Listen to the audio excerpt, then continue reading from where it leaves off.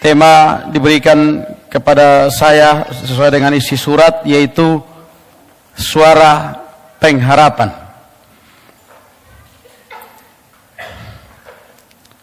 Ditulisnya begitu. Jadi saya ikut seperti itu, walaupun kemudian saya sempat bertanya, ini tema ini di dasar ayatnya dari mana? Kasih dulu.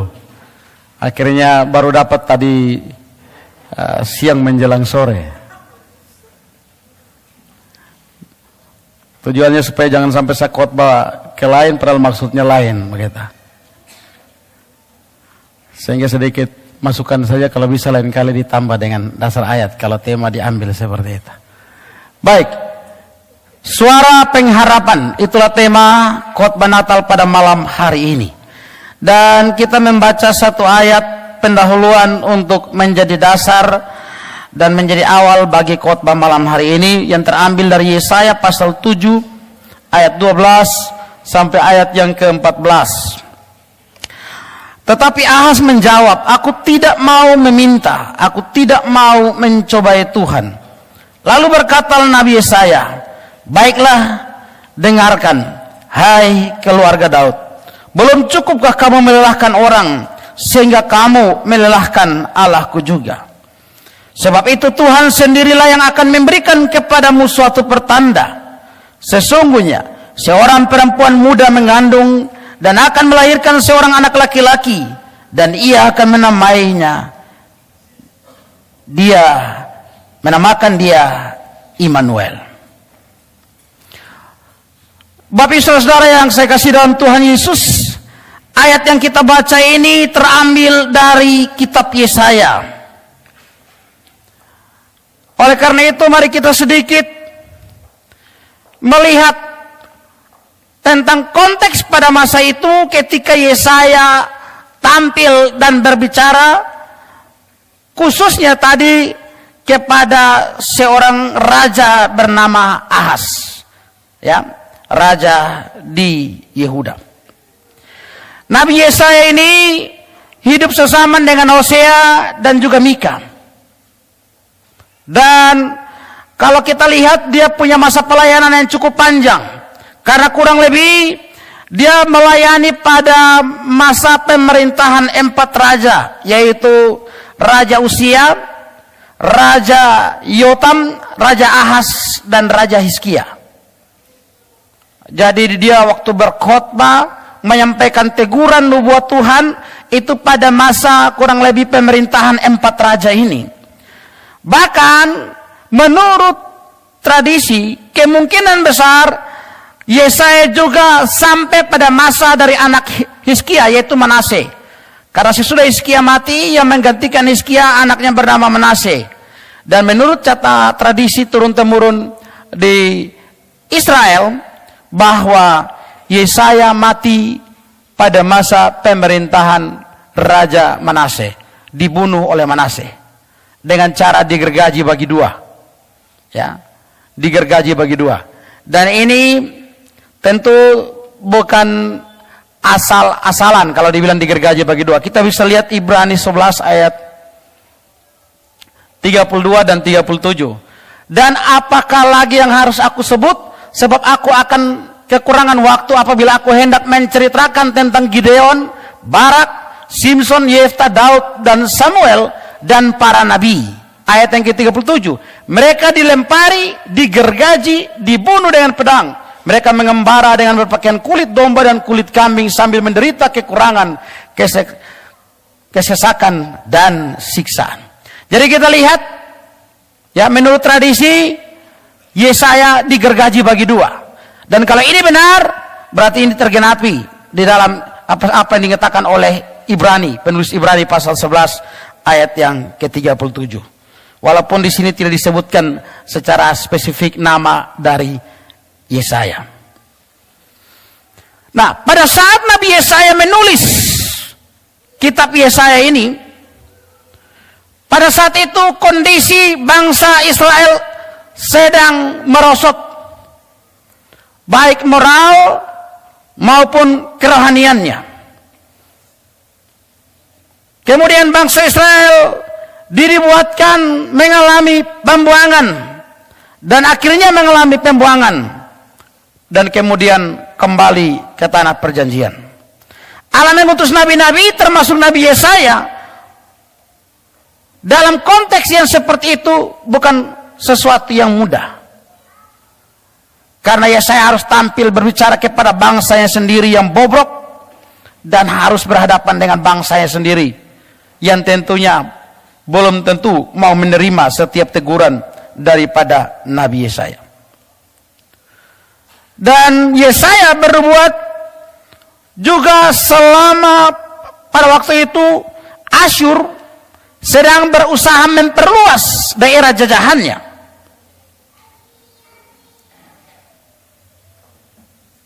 Dan pada masa itu Israel sudah terpecah menjadi dua kerajaan, yaitu kerajaan Israel Utara yang beribu kota Samaria dan kerajaan Israel Selatan atau Yehuda yang beribu kota Yerusalem. Nah, dalam konteks ini Yesaya khususnya pasal 7 ini memperingati Raja Ahaz yang adalah Raja Yehuda agar tidak meminta bantuan dari Asyur dalam melawan Israel, karena pada saat itu Israel sedang menyusun rencana untuk bersama-sama dengan sekutunya yaitu Aram, kerajaan Aram, untuk menyerang kerajaan Yehuda. Nah, dalam keadaan seperti ini Raja Ahaz sangat ketakutan. Karena dia sangat ketakutan, kemudian Yesaya diutus Tuhan untuk mengingatkan Hizkia agar jangan takut dan agar jangan sekali-kali meminta pertolongan dari Asyur, bangsa yang kafir itu.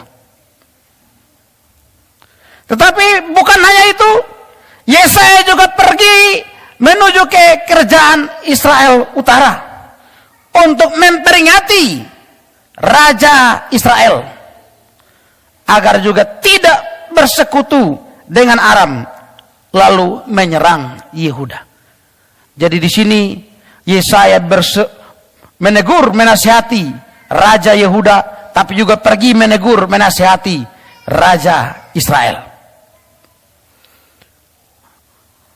Nah, Bapak Ibu Saudara-saudara, tetapi karena konteks Israel dan Yehuda pada masa itu benar-benar sudah bobrok, dan kebobrokan bangsa Israel, kalau kita telusuri ke belakang, memang ini dimulai sebetulnya dari masa Salomo.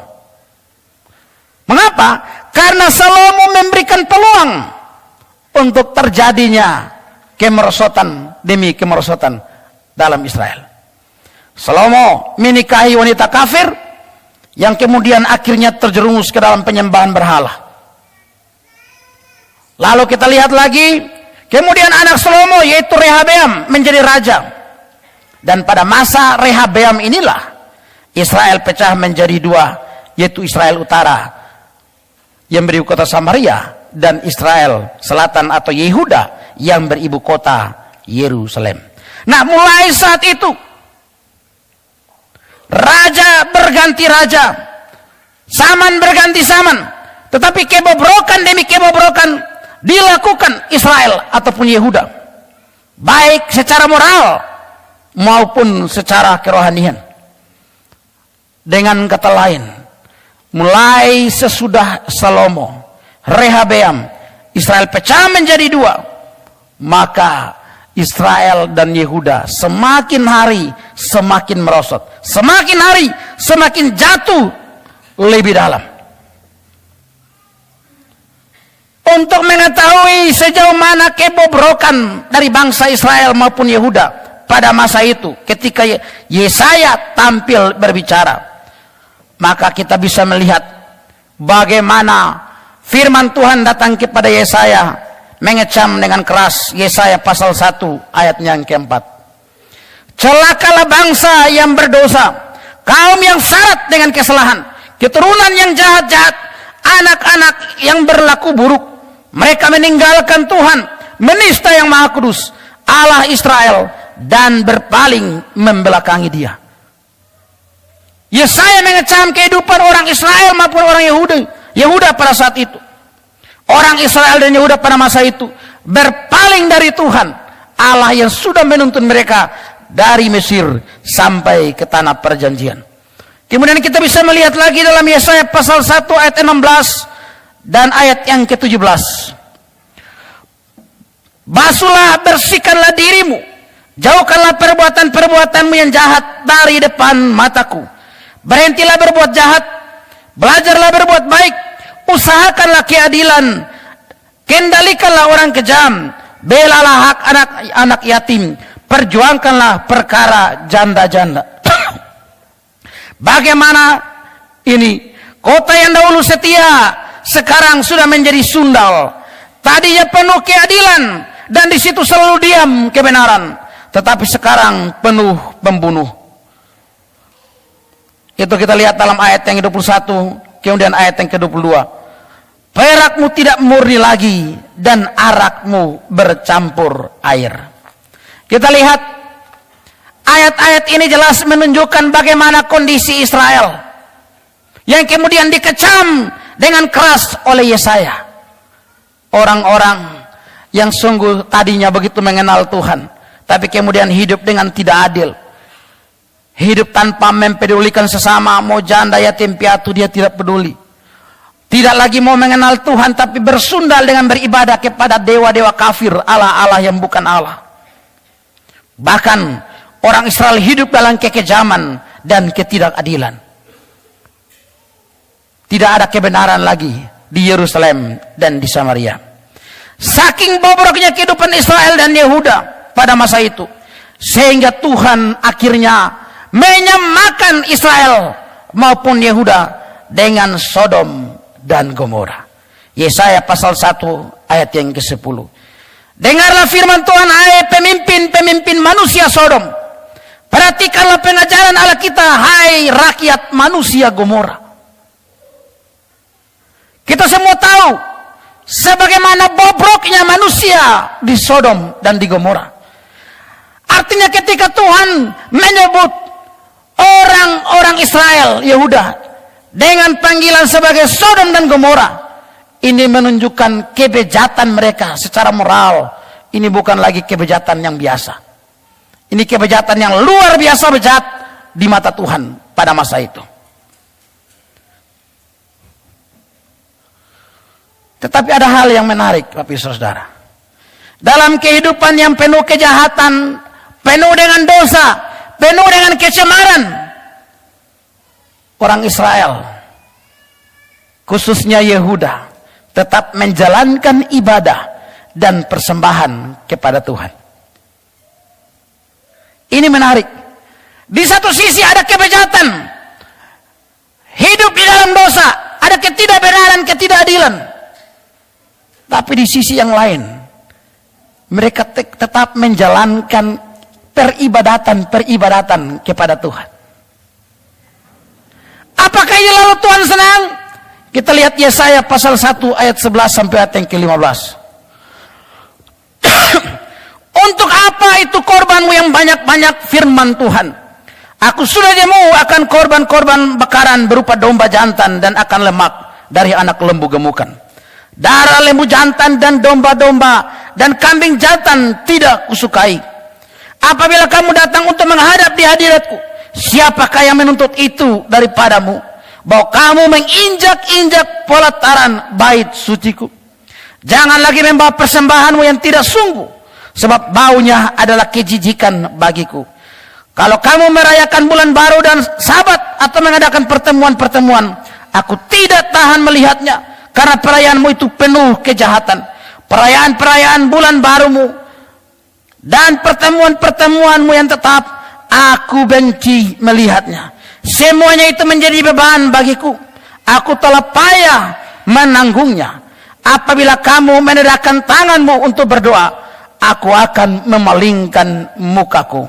Bahkan sekalipun kamu berkali-kali berdoa, aku tidak akan mendengarnya, sebab tanganmu penuh dengan darah. Luar biasa. Hidup dalam dosa, hidup dalam persundalan iman. Mereka menyembah kepada dewa-dewa lain. Tidak ada keadilan, tidak ada kebenaran. Tapi mereka tetap rutin jalankan peribadatan kepada Tuhan. Artinya apa? Di sini mereka beribadah sebagai orang-orang munafik. Dan ini tidak beda. Kita bisa bandingkan dengan kasus Kain dan Habel. Dua orang sama-sama memberikan persembahan kepada Tuhan. Beribadah kepada Tuhan. Pada masa itu, ibadah itu belum ada tata liturgi seperti sekarang. Memberikan persembahan adalah satu ibadah. Lalu mereka berdua bersama-sama beribadah memberikan persembahan. Tapi ternyata persembahan Kain dan persembahannya ditolak. Berbeda dengan Habel. Mengapa? Kalau kita meneliti ternyata karena Kain memang adalah anak iblis. Dia bukan karena dia membunuh Habel lalu dia disebut jahat, tapi memang dia asalnya sudah jahat. Artinya pada saat dia beribadah, dia jahat. Berarti pada saat itu dia sedang apa? Sedang munafik. Apa yang terjadi pada diri Kain ini terjadi pula pada orang Israel pada masa Nabi Yesaya. Rajin ibadah, rajin kasih persembahan. Semua pertemuan-pertemuan ibadah mereka ikuti. Tapi Tuhan mengecam.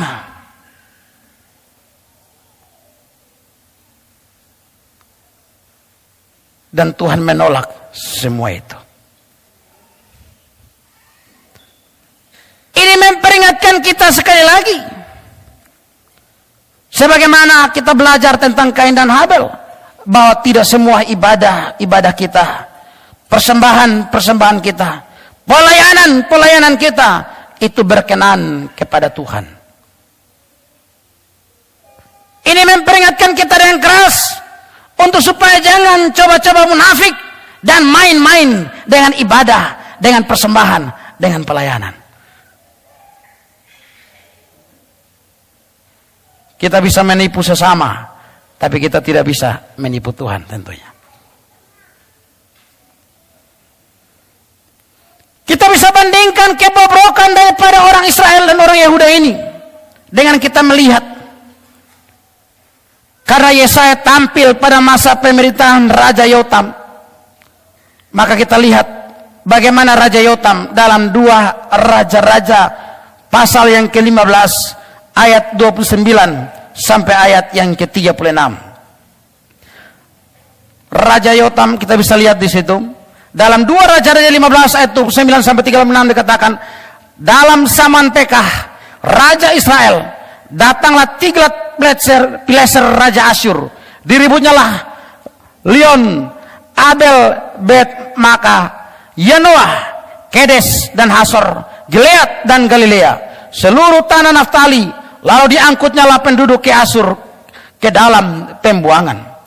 Hosea bin Ela mengadakan persepakatan melawan Pekah bin Remalia. Dibunuhnyalah dia. Kemudian dia menjadi raja menggantikannya dalam tahun ke-20 zaman Yotam bin Usia. Selebihnya dari riwayat Pekah dan segala yang dilakukannya, sesungguhnya semuanya itu tertulis dalam kitab sejarah Raja-Raja Israel. Dalam tahun kedua zaman Pekah bin Remalia Raja Israel, Yotam anak Usia Raja Yehuda menjadi raja.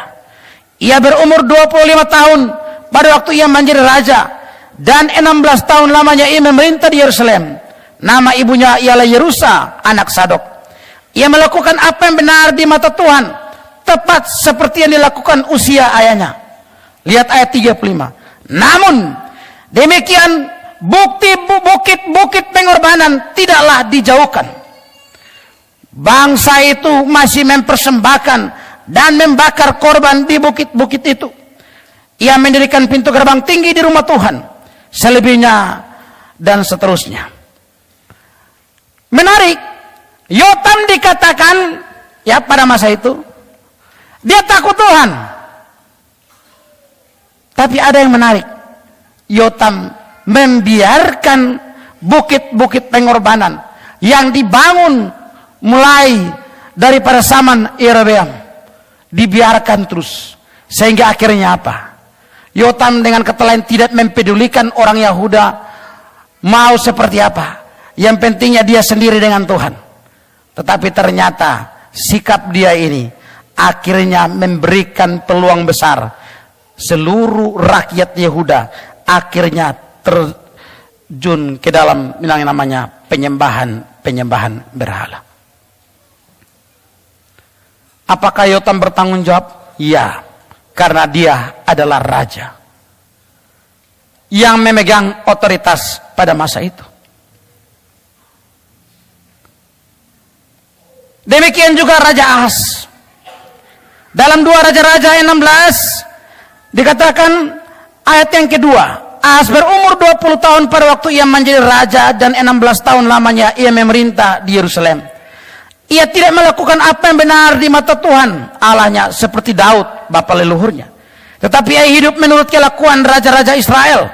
Bahkan dia mempersembahkan anaknya sebagai korban dalam api, sesuai dengan perbuatan keji bangsa-bangsa yang telah dihalau Tuhan dari depan orang Israel. Ia mempersembahkan dan membakar korban di bukit-bukit pengorbanan dan di atas tempat-tempat yang tinggi dan di bawah setiap pohon yang rimbun. Anaknya sendiri dia persembahkan. Ahas terjerumus ke dalam penyembahan berhala. Jadi Yesaya tampil pada masa usia Yotam, Ahas, Hizkia. Ini zaman yang memang Israel benar-benar bobok. Untuk kita tahu sedikit lebih jauh lagi tentang kebobrokan ini, supaya kita bisa paham dengan baik maksud dari nubuatan Yesaya tadi, maka mari kita lihat sedikit perbandingan. Memang ada perbedaan antara Yehuda dan Israel. Kelihatannya Yehuda masih sedikit lebih baik dibanding Israel. Ini bisa kita lihat, ada banyak daftar raja-raja Yehuda dan Israel, tapi saya ambil 10 yang paling terakhir. Yang paling terakhir sampai punahnya 2 kerajaan ini. Kita lihat yang pertama dari kerajaan Israel yang beribu kota di Samaria. Ada Raja Yehu bin Yosafat bin Nimsi. Itu bisa kita lihat 2 Raja-Raja 10 ayat 28-29. Bagaimana perilaku raja ini. Demikianlah Yehu memunahkan Baal dari Israel. Hanya Yehu tidak menjauh dari dosa-dosa Yerobeam bin Nebat yang mengakibatkan orang Israel berdosa pula, yakni dosa penyembahan anak-anak lembu emas yang di Betel dan yang di Dan. Di situ ada penyembahan berhala. Ini raja Israel. Raja berikut, Yoas bin Yehu. Ya. 2 Raja-Raja 13 ayat pertama dan ayat kedua. Dalam tahun ke-23 zaman Yoas bin Ahasia Raja Yehuda, Yoas anak Yehu menjadi raja atas Israel di Samaria. Ia memerintah 17 tahun lamanya. Ia melakukan apa yang jahat di mata Tuhan, dan ia hidup menuruti dosa Yerobeam bin Nebat. Ya, saya beri garis bawah situ. Sebentar kita akan lihat itu yang penting. Ya. Kemudian raja yang berikut, Raja Yoas bin Yoahas. 2 Raja-Raja 13 ayat 10-11. Dalam tahun ke-37 zaman Yoas Raja Yehuda, Yoas anak Yoahas menjadi raja atas Israel di Samaria. Ia memerintah 16 tahun lamanya. Ia melakukan apa yang jahat di mata Tuhan. Ia tidak menjauh dari segala dosa yang disuruh Yerobeam bin Nebat dilakukan orang Israel, tetapi terus hidup dalam dosa itu. Kemudian raja berikut, Raja Yerobeam bin Yoas. Dalam tahun ke-5 zaman Amasya bin Yoas Raja Yehuda, Yerobeam anak Yoas Raja Israel menjadi raja di Samaria.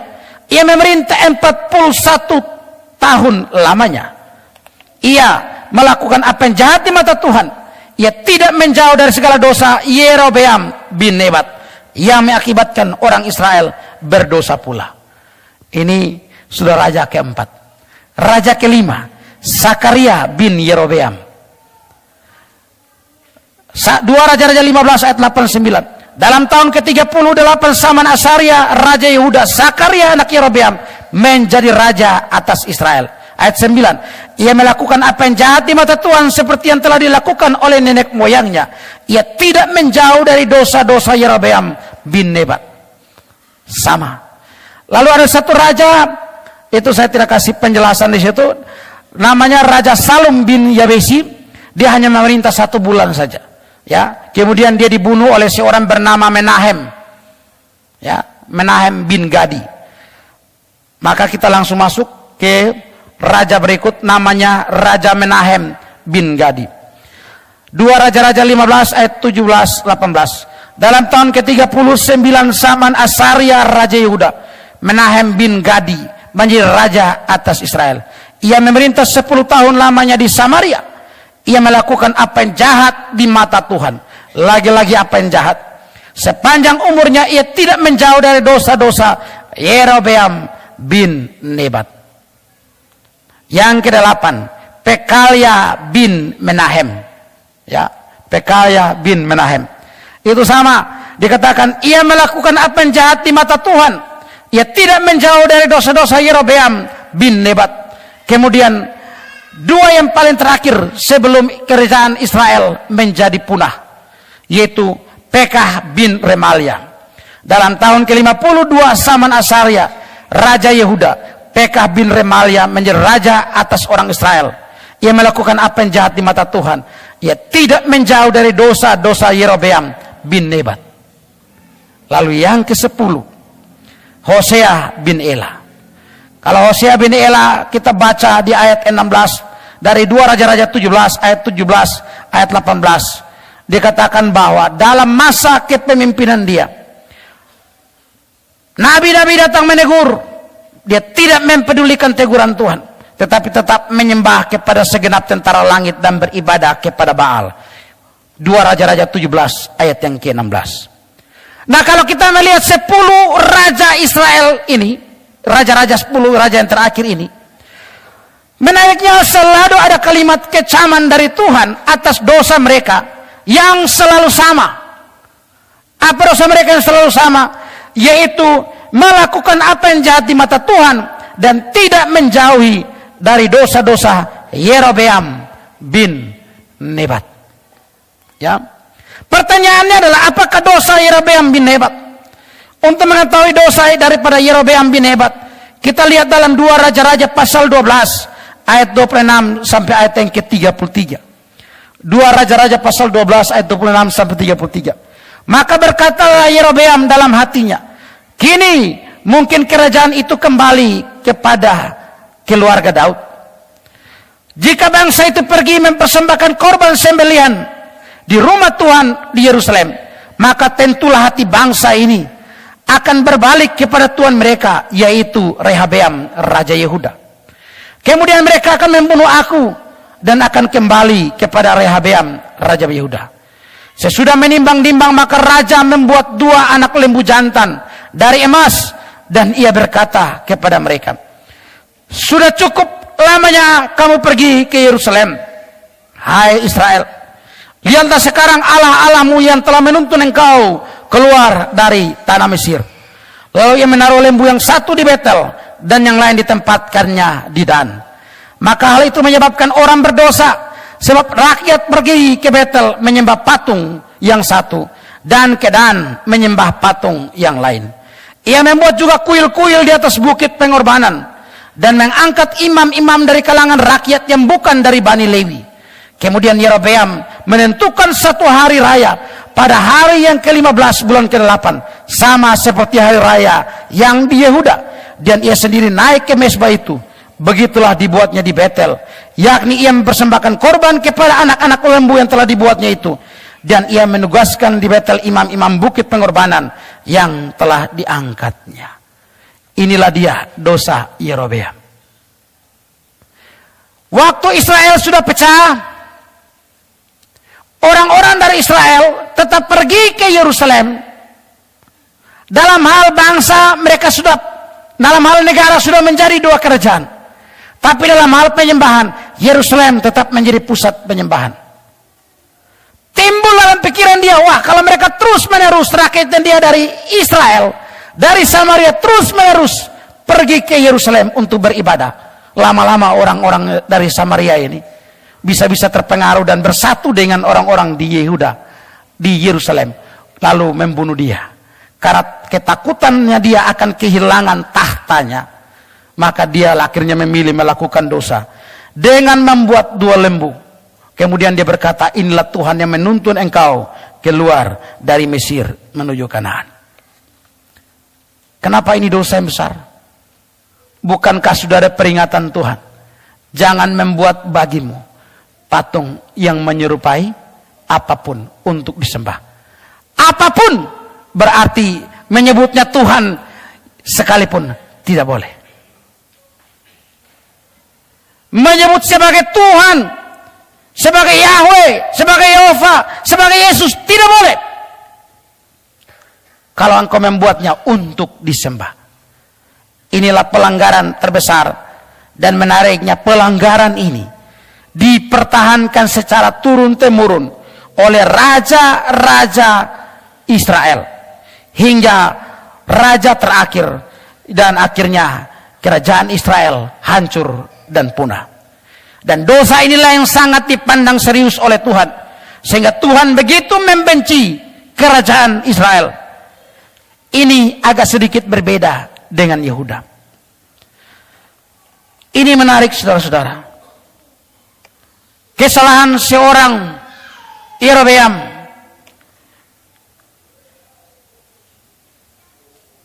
menempatkan satu dasar yang salah bagi rakyatnya dan keturunan-keturunan selanjutnya. Maka kita lihat dari satu kesalahan dia berujung kepada berbagai kesalahan demi kesalahan, dosa demi dosa, dan berujung kepada kehancuran daripada Yerusalem. Dengan demikian kita belajar dosa bukan sesuatu yang sepele. Apalagi kesalahan dilakukan seorang pemimpin berkaitan dengan hal yang mendasar dalam kehidupan iman. Tapi memang ini yang saya heran juga. Sekarang ini di luar sana, asal yang namanya dia pemimpin, biar dia ngomong salah sesat pun tidak boleh dikritik, tidak boleh dikatakan salah.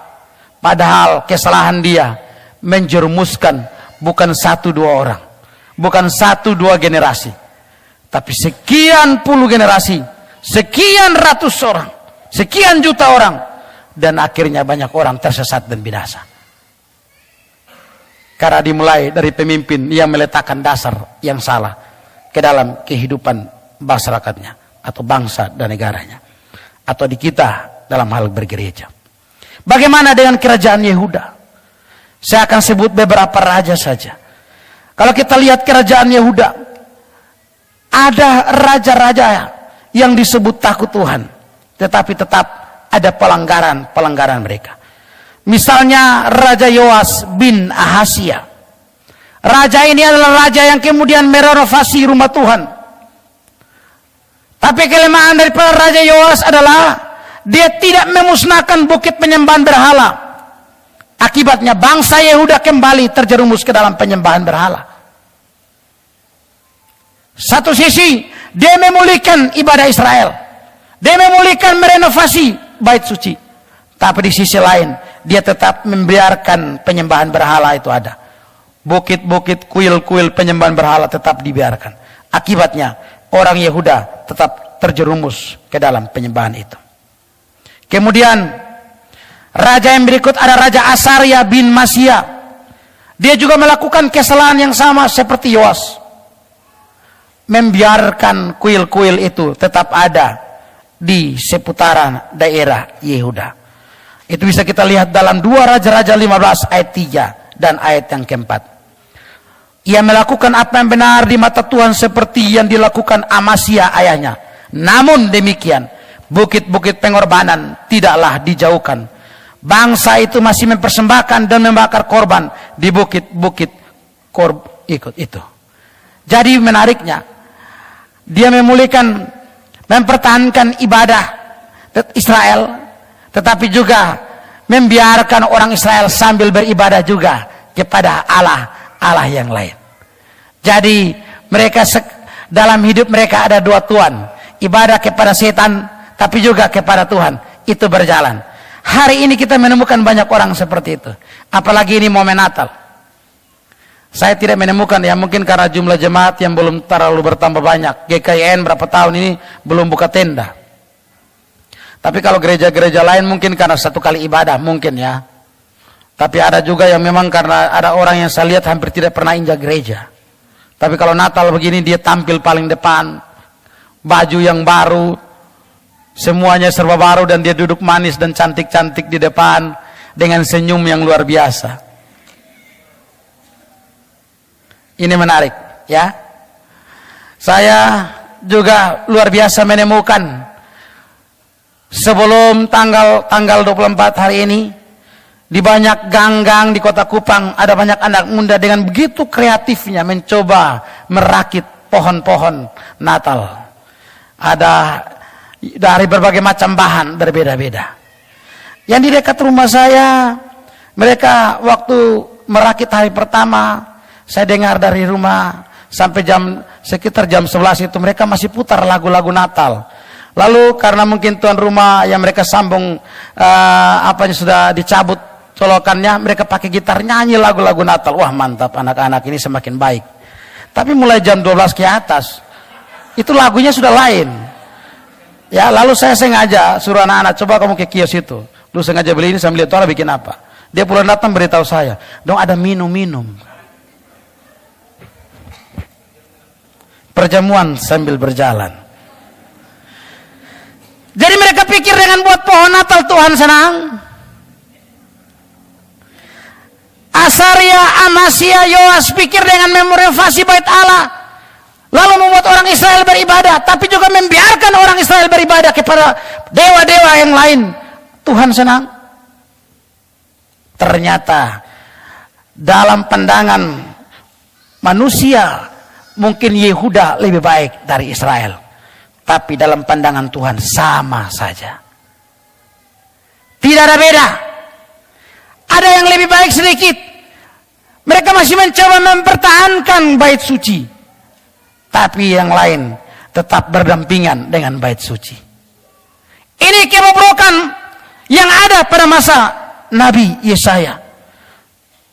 Itu berlanjut sampai Raja Yotam, bahkan sampai Hizkia, dan kemudian Raja Manase yang kemungkinan besar membunuh Yesaya dengan cara menggergajinya menjadi dua bagian. Bapak Ibu Saudara yang saya kasihi dalam Tuhan Yesus, inilah gambaran kebobrokan moral dan kerohanian dari Israel dan Yehuda dari masa ke masa, dari satu raja ke raja lain. Demikian terus hingga raja yang terakhir sampai kerajaan itu punah. Kedua kerajaan hidup di dalam dosa dan kecemaran, dan ini membuat Tuhan murka. Dan di antara periode menjelang akhir kedua kerajaan inilah Yesaya diutus Tuhan untuk menyerukan pertobatan. Apabila tidak bertobat, ada hukuman Tuhan yang akan Tuhan berikan. Tuhan akan pakai bangsa-bangsa Babel untuk kemudian menyerang, menghukum bangsa Israel. Dari kasus ini kita bisa melihat bahwa terkadang ya sebuah penderitaan adalah cara Tuhan menegur dosa kita. Sebab pada masa itu Israel mengalami penindasan, Israel mengalami penjajahan, pembuangan di Babel. Ini sesuatu yang bukan mengenakan bagi mereka. Ini suatu penderitaan yang luar biasa. Bahkan kalau kita harus membahas dalam beberapa khotbah Pak Esra yang saya dengar sudah dibahas bagaimana dalam masa-masa itu serangan pertama Nebukadnezar menuju ke Israel, menghancurkan Israel, menghancurkan Yehuda, masih sempat menyisakan orang-orang lemah, tetapi kemudian serangan yang berikut menghancurkan Yehuda, bahkan tembok-tembok pun dihancurkan. Dengan demikian kita bisa melihat suatu penderitaan terkadang adalah cara Tuhan menegur dosa kita. Karena itu setiap kali kita menghadapi penderitaan dan masalah, adalah baik kita memulainya lebih dulu dengan mengintrospeksi diri dan memohon pengampunan dari Tuhan. Bisa jadi itu Tuhan sedang menegur kita atas kesalahan yang kita buat.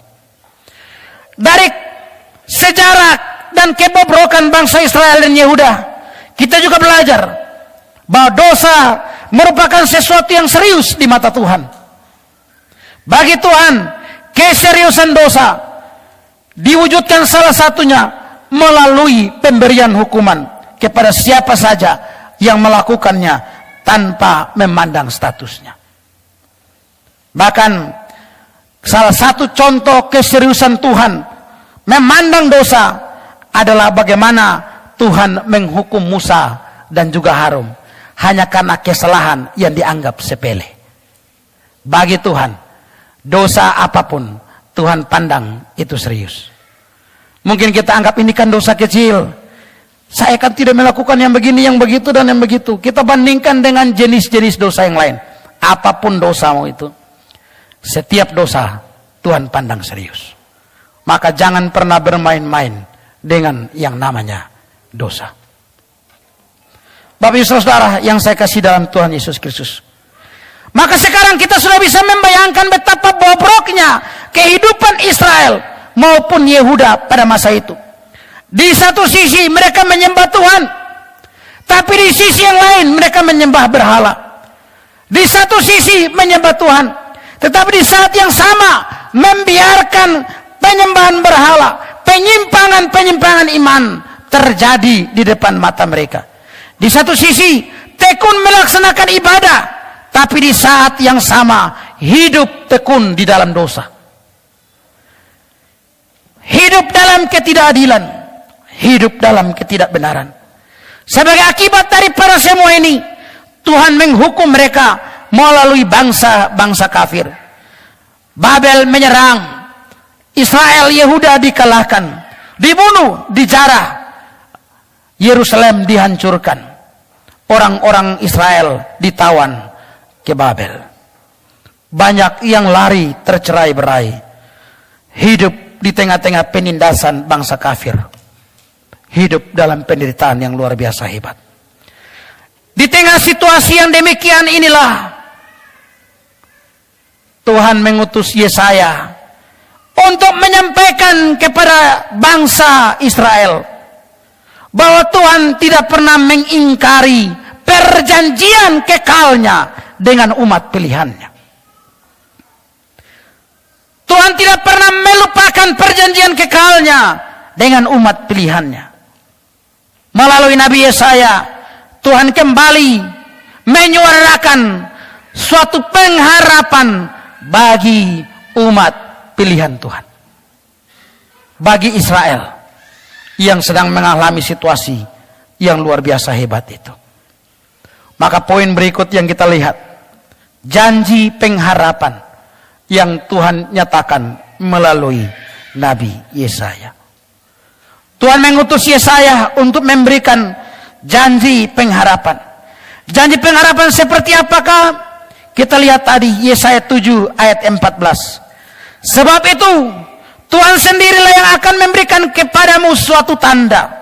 Sesungguhnya seorang perempuan muda mengandung dan akan melahirkan seorang anak laki-laki, dan ia akan menamakan dia Immanuel. Jemaat Tuhan, ayat ini berbicara mengenai janji akan Mesias, sang pembebas dan penyelamat. Konteks ayat ini adalah Ahaz, Raja Yehuda, sangat ketakutan mendengar rencana invasi, penyerangan dari kerajaan Israel Utara yang bersekutu dengan kerajaan Aram atau Syria. Ahas Raja Yehuda sangat ketakutan. Melihat kondisi itu, Tuhan lebih dulu berinisiatif melindungi Yehuda dan menolong Yehuda dari serangan kedua kerajaan ini. Maka dalam Yesaya 7 ayat 1-2 dikatakan, dalam zaman Ahas bin Yotam bin Usia, Raja Yehuda, maka Resin Raja Aram dengan Pekah bin Remalia Raja Israel maju ke Yerusalem untuk berperang melawan kota itu, namun mereka tidak dapat mengalahkannya. Lalu diberitahukanlah kepada keluarga Daud, Aram telah berkemah di wilayah Efraim. Maka hati Ahas dan hati rakyatnya gemetar ketakutan, seperti pohon-pohon hutan bergoyang ditiup angin. Karena mereka ketakutan yang luar biasa hebat, maka Tuhan mengutus Yesaya kepada Ahas, memberitahukan bahwa mereka tidak perlu takut, sebab Tuhan ada bersama-sama mereka untuk melindungi mereka dari serangan musuh-musuhnya. Yesaya 7 ayat 3-7.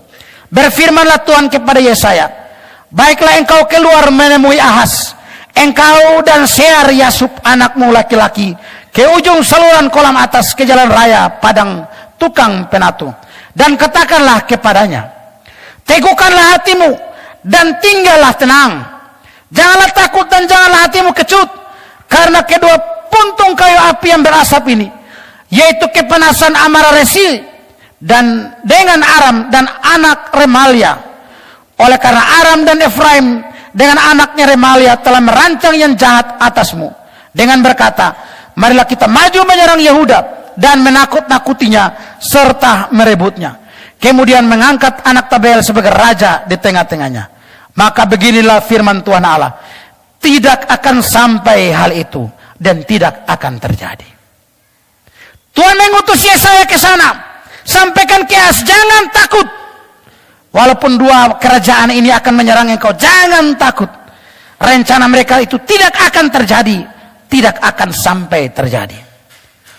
Tetapi Bapak Ibu Saudara, ternyata perhatian serta janji Tuhan yang disampaikan oleh Tuhan melalui Nabi Yesaya kepada Raja Ahas ini tidak mendapat respon positif dari Ahas. Tuhan melalui Nabi Yesaya telah menubuatkan kehancuran Israel dan juga Aram sekutunya itu. Dan untuk meneguhkan janji Tuhan itu, Tuhan juga memberi kesempatan kepada Ahas untuk meminta tanda apapun. Kalau engkau masih ragu Ahas akan janjiku ini, minta tanda apa saja. Ini menarik. Kurang lebih Tuhan bilang seperti itu melalui Yesaya. Tujuannya supaya meyakinkan Ahas bahwa Tuhan benar-benar akan menggagalkan rencana Israel dan juga Aram. Namun ternyata Raja Ahas tidak percaya akan janji itu. Ia lebih percaya kepada kekuatan yang kasat mata, kekuatan Israel dan Aram yang sedang akan menyerang Yehuda, dibandingkan dengan kekuatan janji Tuhan. Ia lebih memilih berharap pada pertolongan kerajaan Asyur untuk melindungi Yehuda dibanding mengharap pertolongan Tuhan yang disampaikan melalui Yesaya. Sehingga dicatat dalam 2 Raja-Raja, Ahas akhirnya meminta pertolongan dari Asyur dan bukan pertolongan dari Tuhan. Bahkan kemudian untuk menutupi semua itu, Ahas dengan berpura-pura dia mengungkapkan kata-kata ini, aku tidak mau meminta, aku tidak mau mencobai Tuhan. Jadi dia seolah-olah tidak mau minta tanda apapun, dia tidak mau mencobai Tuhan. Itu hanya kata-kata pemanis bibir saja. Padahal sebetulnya dia memang tidak percaya kepada janji Tuhan. Akhirnya apa, Bapak Ibu Saudara? Nasib Ahas dan kerajaan Yehuda dibuatkan oleh Yesaya sebagai berikut. Bahwa Ahas maupun Yehuda akan hidup sengsara, berbagai bencana akan datang menimpa mereka, silih berganti. Asyur dan Mesir akan menginvasi Yehuda Dan itu terjadi sebagai akibat karena mereka tidak percaya kepada janji dan pertolongan Tuhan. Di sini kita melihat ketidakpercayaan mendatangkan bencana dan kehancuran. Ketidakpercayaan mendatangkan bencana dan kehancuran. Karena ketidakpercayaan Ahas, itulah maka Tuhan memberikan sendiri tandanya, yaitu Tuhan berkata melalui Yesaya, akan datang seorang pemimpin baru yang akan membawa umat pilihan kepada keselamatan. Ia akan dilahirkan oleh seorang perempuan muda dan namanya adalah Immanuel, Allah beserta kita. Ini menarik. Satu sisi ketidakpercayaan Ahas berbuah kepada penghukuman Tuhan, tetapi Tuhan tetap memberikan satu pengharapan melalui Yesaya. Sampaikan, Ahas tidak mau minta tanda, tapi ini tandanya. Seorang perempuan muda akan mengandung dan melahirkan seorang anak, dan akan dinamakan Immanuel, Allah beserta kita. 700 tahun kemudian, sesudah Yesaya mengucapkan nubuat ini, barulah nubuat ini terwujud dengan lahirnya Yesus Kristus melalui rahim seorang perawan bernama Maria. Dialah Immanuel, Allah yang hadir beserta kita.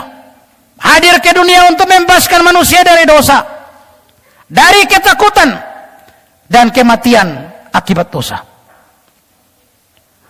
Dari sini kita bisa melihat, Bapak Saudara, dan kita bisa memetik pelajarannya bagi kita.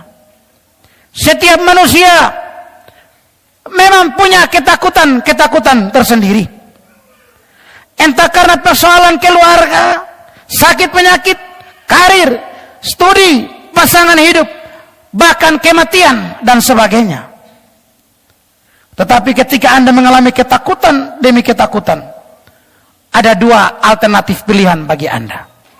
Pertama, mencoba untuk mengatasinya sendiri dengan meminta bantuan atau dukungan orang lain. Atau alternatif kedua, berharap pada Tuhan dengan meminta bimbingannya tentang apa yang harus saudara lakukan. Raja Ahas memutuskan untuk memilih alternatif yang pertama dan mengabaikan pertolongan Tuhan, dan berakibat pada kekacauan bahkan kehancuran bangsanya. Bapak Saudara, Tuhan sanggup mengatasi setiap masalah kita. Tuhan sanggup mengatasi setiap ketakutan kita, kesulitan kita. Bahkan dosa yang merupakan masalah paling terberat yang tidak pernah bisa manusia selesaikan, Tuhan sanggup menyelesaikan masalah dosa itu. Artinya tidak ada hal yang tidak bisa Tuhan selesaikan. Persoalannya adalah, adakah kita mau percaya atau tidak? Adakah kita mau percaya kepada Tuhan ataukah tidak? Percaya kepada janjinya ataukah tidak? Itu yang jadi persoalan bagi banyak orang Kristen pada masa kini. Mengandalkan diri sendiri membawa kita kepada kehancuran seperti Ahas dan Yehuda. Percaya pada janji Tuhan membawa kita kepada kelepasan dan kelegaan. Yesaya kemudian tidak hanya stop sampai di situ. Tapi kalau kita baca lanjut pada pasal yang ke-8 ayat 21 sampai Yesaya 9 ayat 6, Yesaya bahkan memberikan penegasan tentang janji pengharapan itu. Yesaya berkata, mereka akan lalu lalang di negeri itu, melarat dan lapar. Dan apabila mereka lapar, mereka akan gusar dan akan mengutuk rajanya dan Allahnya. Mereka akan menengadah ke langit dan akan melihat ke bumi. Dan sesungguhnya hanya kesesakan dan kegelapan, kesuraman yang menghimpit, dan mereka akan dibuang ke dalam kabut. Tetapi tidak selamanya akan ada kesuraman untuk negeri yang terhimpit itu. Kalau dahulu Tuhan merendahkan tanah Sebulon dan tanah Naftali, maka di kemudian hari Ia akan memuliakan jalan ke laut, daerah seberang sungai Yordan, di wilayah bangsa-bangsa lain. Kemudian dilanjutkan Yesaya 9, bangsa yang berjalan dalam kegelapan telah melihat terang yang besar. Mereka yang diam di negeri kekelaman, atasnya terang telah bersinar. Ayat yang ke-6, besar kekuasaannya dan damai sejahtera tidak akan berkesudahan di atas tahta Daud dan di dalam kerajaannya, karena ia mendasarkan dan mengokohkannya dengan keadilan dan kebenaran dari sekarang sampai selama-lamanya. Yesaya tidak hanya sampai kepada janji bahwa nanti ada seorang perempuan yang melahirkan seorang yang akan dinamakan Immanuel, tapi Yesaya kemudian menegaskan lagi bagaimana janji Tuhan dalam Yesaya pasal 8 dan pasal yang ke-9. Kalau kita memperhatikan kedua teks yang terakhir ini, pasal 8 ayat 21 sampai 23, maka di situ jelas menunjukkan keadaan bangsa Israel sesudah ketidakpertobatan mereka yang berujung pada penghukuman Tuhan bagi mereka. Mereka sangat menderita, hidup tanpa pengharapan, hidup tanpa damai sejahtera. Ini terlihat dari penegasan kata-kata yang digunakan dalam ayat 21 sampai ayat yang ke-23. Dikatakan mereka lalu lalang.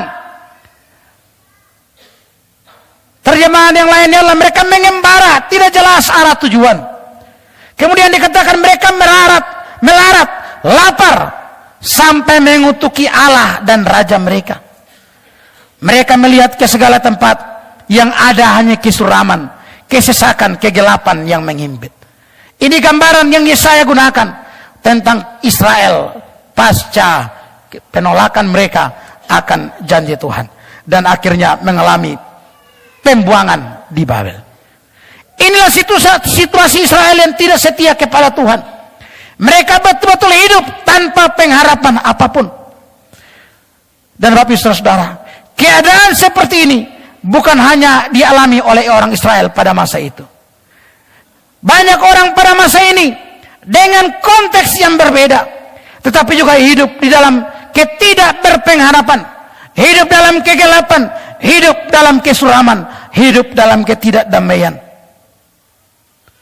Namun, mari kita lihat kepada janji Tuhan melalui Yesaya. Yesaya melanjutkan janji Tuhan, di mana dia menyampaikan mengenai janji akan pengharapan itu. Janji ini berkaitan dengan Yesus Kristus atau Mesias. Dengan kata lain, Yesaya mau katakan bahwa di tengah-tengah dunia yang tidak berpengharapan, di tengah-tengah dunia yang penuh dengan kegelapan, penuh dengan dosa, beban yang menindih, masih ada satu pengharapan bagi kita. Keadaan kita masih bisa berubah. Yaitu itu dikatakan dalam Yesaya 9 tadi. Sebab seorang anak telah lahir untuk kita. Yesaya 9 ayat 5. Seorang putra telah diberikan untuk kita. Lambang pemerintahan ada di atas bahunya. Dan namanya disebutkan orang penasihat ajaib, Allah yang perkasa, Bapa yang kekal, Raja damai. Bapak Ibu jemaat Tuhan yang saya kasihi, janji mesianik ini ditunggu-tunggu sepanjang sejarah bangsa Israel. Kalau kita membaca pada masa Musa misalnya, orang-orang Israel bertanya kepada Musa dalam Ulangan 18 ayat 15. Ketika Musa mulai menyampaikan nubuat itu, seorang nabi dari tengah-tengahmu, dari antara saudara-saudaramu sama seperti aku akan dibangkitkan bagimu oleh Tuhan. Dia yang harus kamu dengarkan. Dan diulangi lagi di ayat yang ke-18. Orang Israel semakin terus bertanya-tanya, siapakah dia yang akan datang itu? Siapakah dia yang disebut Immanuel itu? Mereka terus menanti-nanti. Dan dalam satu buku yang saya baca, kisah tentang peperangan yang dipimpin oleh Bar Kokhba, yang minggu lalu atau 2 minggu lalu dikhotbahkan sedikit oleh Pak Esra, disinggung ketika bagaimana Yerusalem itu. Dalam buku yang saya baca itu dikatakan bahwa bahkan pemberontakan oleh Bar Kokhba sempat dielu-elukan sebagai sang Mesias. Karena memang dalam kepemimpinan dia memberontak, Yerusalem atau Israel sempat mengalami beberapa kemenangan beruntun. maka dia sempat disangka inilah Mesias yang akan datang. Tapi ternyata pengharapan Mesias yang ditaruh di pundak Barkoba hanya bertahan sebentar. Akhirnya pemberontakannya bisa dihancurkan oleh Romawi. Kemudian muncul seorang bernama Yohanes Pembaptis. Lalu orang-orang pergi bertanya lagi, apakah engkau Mesias? Yohanes menjawab dalam Yohanes 19, aku bukan Mesias. Ayat yang ke-20. Lalu mereka bertanya kepadanya, kalau begitu siapakah engkau? Elia. Dia menjawab, bukan. Engkaukah nabi yang akan datang? Bukan. Jadi ternyata memang pengharapan mesianik itu begitu tinggi. Mengapa? Karena memang ternyata sampai pada masa Yohanes Pembaptis dan pada saat Yesus lahir, Israel ada dalam masa di mana mereka dijajah, diperbudak oleh bangsa lain. Mereka rindu datangnya seorang untuk menolong dan membebaskan mereka. Dan ternyata menurut Matius pasal 1 ayat 23, Immanuel itu adalah Yesus Kristus. Mesias yang dinanti-nantikan oleh orang Yahudi.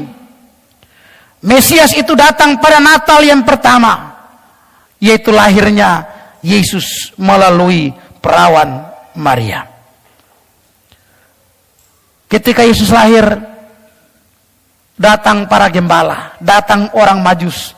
Ada satu pengharapan besar bahwa inilah Mesias.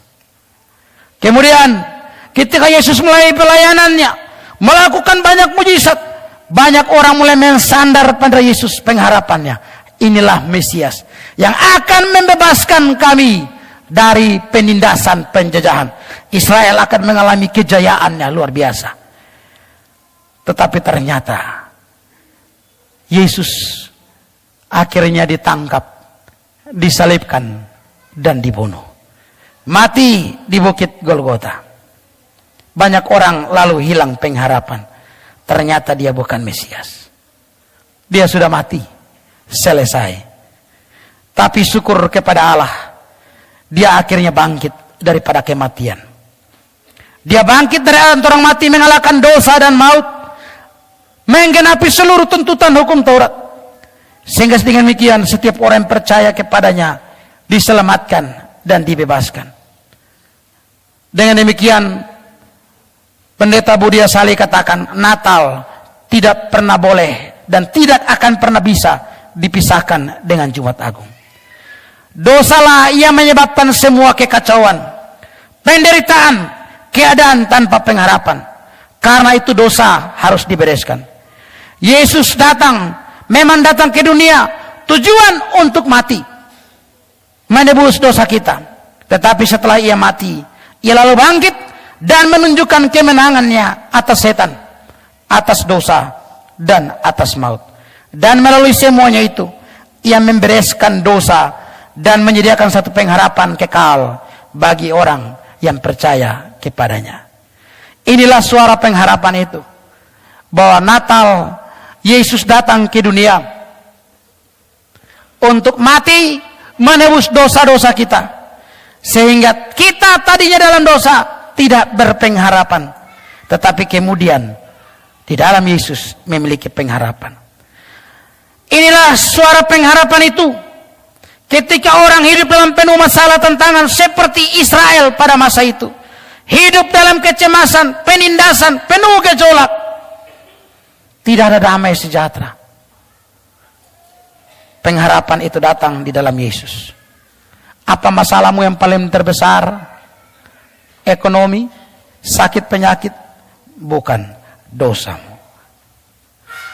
Saya sering katakan, banyak orang datang KKR penyembuhan, KKR mujizat. Mereka datang mencari kesembuhan, pulang mereka pasti mati juga. Saya belum pernah mendengar ada orang yang hari disembuhkan dari kanker, lalu dia hidup selama-lamanya dan tidak mati lagi. Siapapun dia alami mujizat, entah mujizat setan atau mujizat Tuhan, tetap satu saat mati juga. Yang jadi soal bukan sembuh dari kanker atau tidak, Tapi kalau engkau mati, dosamu tidak pernah dibereskan, neraka menyambut saudara. Tapi kalau engkau mati, sekalipun penuh kanker, penuh dengan kantong kering, penuh dengan tumor, penuh dengan masalah, tapi kalau dosamu sudah dibereskan, maka surga menyambutmu dengan sukacita. Inilah pengharapan kekal bagi kita. Sehingga di tengah kesukaran, di tengah masalah yang menghimpit, kita tetap dapat bersyukur kepada Tuhan. Karena apa? Ada pengharapan kekal bahwa kita sudah diselamatkan di dalam Yesus. Inilah makna Natal yang sesungguhnya. Hari ini ada banyak orang merayakan Natal tanpa Kristus. Hari ini ada banyak perayaan-perayaan Natal tanpa Kristus. Seperti tadi yang saya sampaikan. Mereka membuat pohon Natal, duduk buat acara minum rame-rame. Mereka pikir itulah Natal. Tapi ternyata Natal mereka Natal tanpa Kristus. Saya dengar mulai banyak jalanan ribut dengan motor-motor yang knalpotnya racing. Telinga banyak yang sakit. Ternyata bukan itu Natal. Itu Natal tanpa Kristus. Ada banyak orang sudah siap kue, sudah siap oker rumah. Mereka pikir itulah Natal. Hias rumah, hias gereja. Tapi kalau tanpa Kristus, Natalmu hanyalah sampah, omong kosong, tidak ada manfaat. Dengar baik-baik. Tanpa Kristus, Natal hanyalah omong kosong. Ada banyak Natal tanpa Kristus. Bagaimana dengan kita sekarang? Salahkah kita ke rumah? Salahkah kita beli kue buat kue? Salahkah kita hias-hias? Tidak salah. Tapi yang paling utama, hiasilah jiwamu. Yang paling utama, perbaharuilah hidupmu. Supaya apa? Natal itu benar-benar bermanfaat bagimu. Kalau hari ini ada sesuatu yang begitu menekan hidupmu, entahkah dosa, entahkah masalah, dengar baik-baik.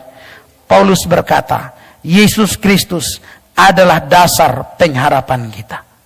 Sejak Yesaya menyerukan suatu pengharapan, mulai saat itu suara pengharapan terus disampaikan. Orang Israel menanti-nantikannya. Sekarang yang diharap-harapkan sudah datang. Dia sudah mati untuk menebus kita.